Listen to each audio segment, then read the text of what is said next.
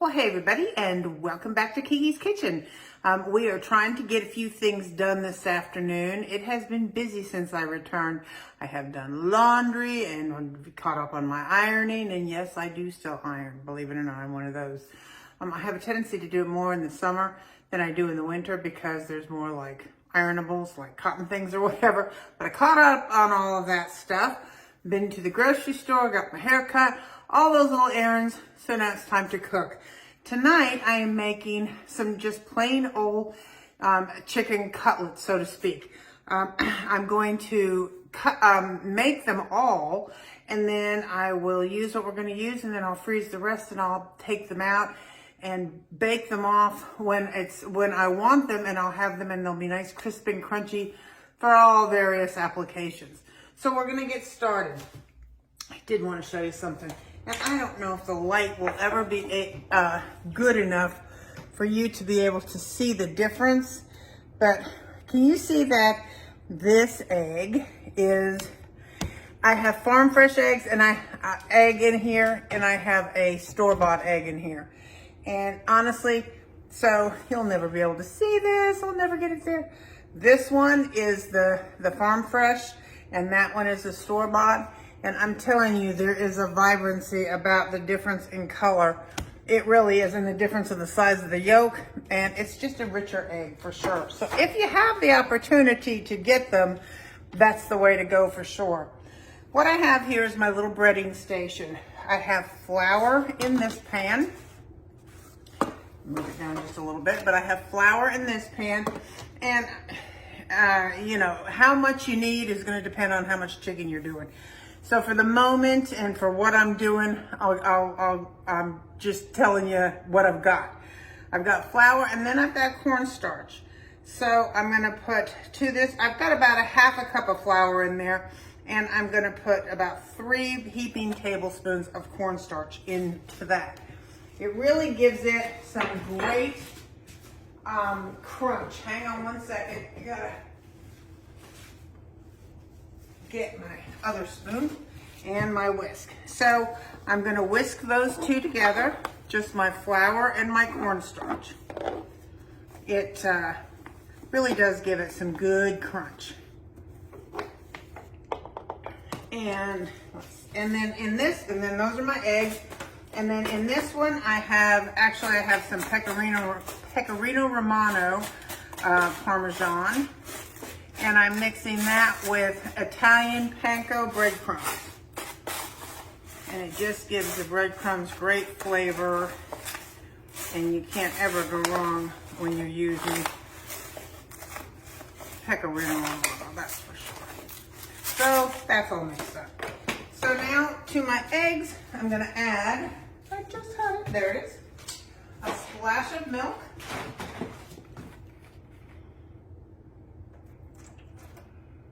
Well, a little bit more than a splash, I guess. That's probably a 1/4 cup-ish.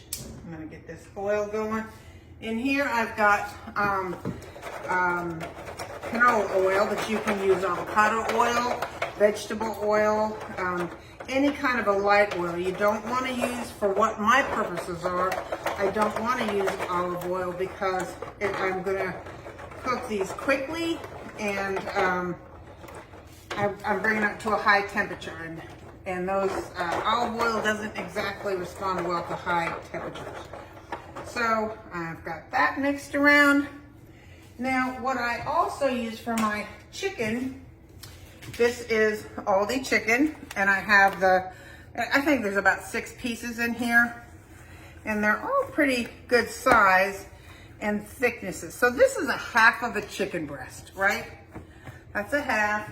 And here's the other half if you was a very lopsided chicken because this is a much bigger half. But it's a half of a chicken breast. But you see how thick that is. I don't want to cut that. I want to pound it.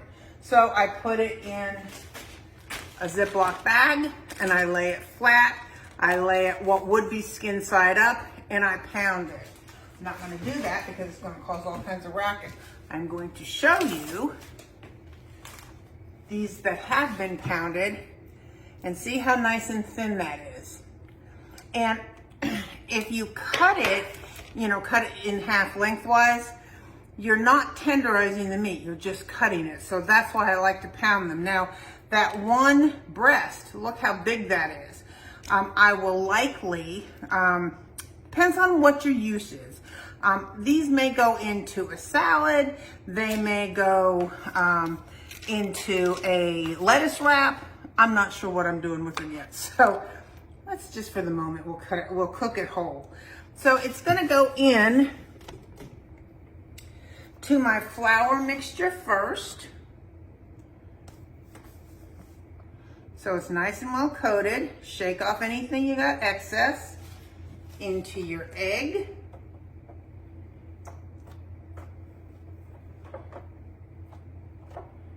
And then into your breadcrumb. Now I really like to push it down into my breadcrumbs, and then I like to put them on top and really push that in and flip it and do it again. Just really pressing it down on both sides to get a nice, good solid crust on there. I don't know if I've got my oil. Well, it looks like it's rippling. Let me put I always tell you, take a wooden spoon, a wooden handle, and put it down in there. Yep. I'll bring it over here so you can see what I'm talking about. Hang on one second. Let me bring it down here. Okay, so you take your wooden handle and you put it in there. And if you can see the bubbles coming up around the side, can you see that? Hopefully you can. And that will tell you that your oil is ready to rock. So let's keep you there for the moment. That looks good. And let's get some chicken roll in here. I like to use my Rachel Ray for this because it has nice high sides, and somehow it saves a little cleanup. These pieces are huge. I need to cut them. Bear with me 1 second. Because you can always certainly take 2 pieces, but if I want to put it on a bun or even in a salad, they're just a little large. So, cut this one. There we go. There we go. There we go. Into the flour.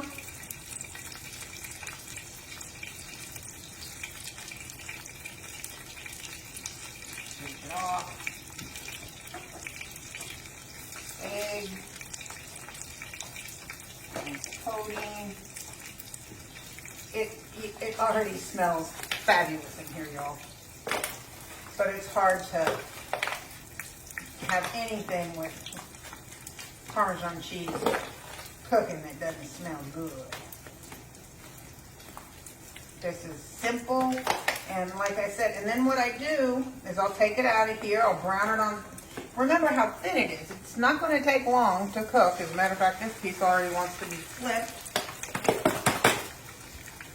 because my oil is nice and hot. Look at that. See how pretty that is? It didn't last long. I'm going to turn that down just a little. Grab another piece.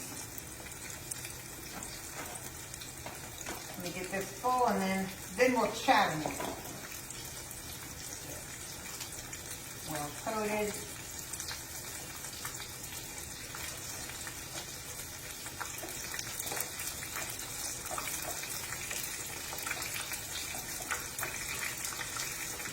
So some of the things that I'm going to do with this is I'll make a nice Caesar salad and top it with this chicken.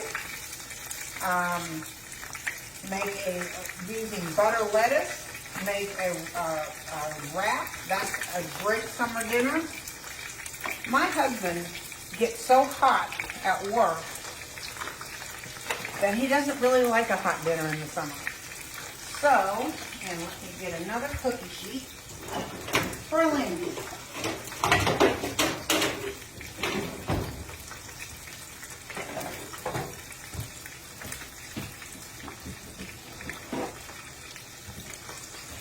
There we go. And by doing this, you know, everybody has had a dry chicken breast. Everybody has. There's no dry chicken breast with this. This guy's all done quickly. And that's why I'm using canola, because I like cooking them fast, because that is, look at how beautiful that is. And in just a very short period of time. Another one.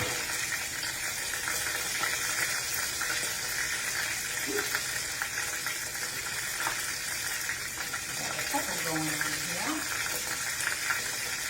Cut that one in two.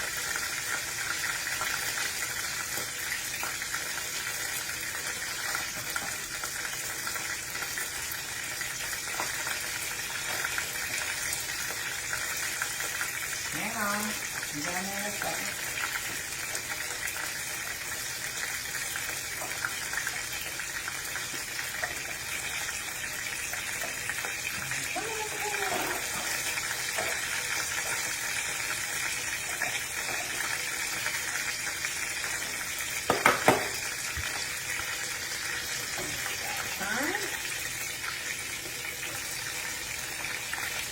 So what I will do when I'm done with all of these is when I freeze them, I'll put them in actually a Ziploc, but I'll put a piece of parchment paper, then I'll put 2 chicken breasts down, another piece of parchment paper to freeze them, you know, between the layers, and I'll layer them up and put them in a Ziploc. But when I decide what it is we're going to do with these tonight, I'll come back to you. Let me fry these up and we'll be right back. Okay, so here is our gorgeous chicken, all nice and golden brown and beautiful and done. And this is the inside of it, juicy, tender, and delicious. That's so good. And like I said, we can do so many things. You can make Parmesan out of it from this point. You can put it on top of chicken. On top of... you can put it on top of a salad. You can put it in a wrap. You can put it in a lettuce wrap. So I haven't quite decided what we're going to do with this yet for dinner, but I'll show you a still shot of it when we get to that point. So it's just a simple little thing. And like I said, what I'll do with the rest of it is I'll put it on a piece of parchment and layer it up. I'll date it and put chicken cutlets on it, and it'll go in the freezer. It's a nice thing to have when you come home late one day, because there's a lot you can do with it, just including putting it on a bun and making a chicken sandwich, which is pretty good too. So I hope you try it. Enjoy. Bye.